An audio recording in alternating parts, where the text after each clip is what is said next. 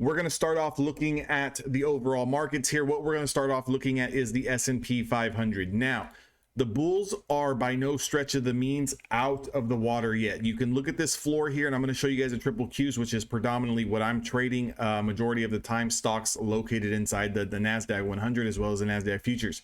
What we're looking at here is this 446 price level. Friday's lows, if we start to confirm those lows, we've got this Bollinger Band sitting here at around 443.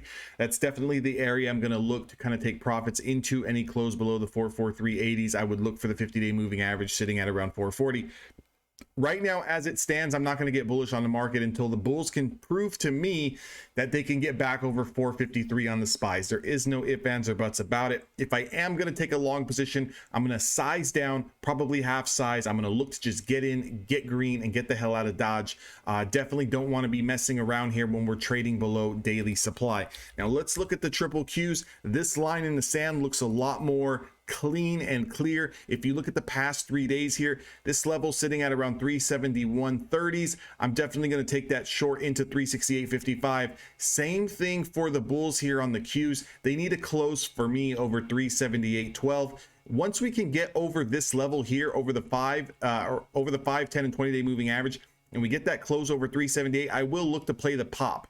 The first pop that I'm going to look to play is into 380, and then I'm going to look to start to test these recent highs here at around 386. That's going to be the level I'm looking for here. But again, if we do see some more extended selling, we have another sell-off day here. It's going to be a big week midweek. What I'm looking at here is a 371.30s. Below that, we've got to take this into the 50-day moving average. The 50-day moving average hasn't even been tested in quite some time. If we just kind of look at the last time that the 50-day moving average was tested, okay, relatively close here back in April, and then the breakout back in March. So it's been a few months since we've tested this 50-day moving average. I think that it's healthy for the bulls if we can get back down here and hold the 50 EMA as well as the 50 SMA around the 360s. If we can hold this area, I'm looking for the next leg higher. However, if we start to close below 367, 364, which is the 50 SMA and the 50 EMA, I'm looking for the more extended pull on the back test into 353. Again, the market can go either side. I don't have any, personal bias here,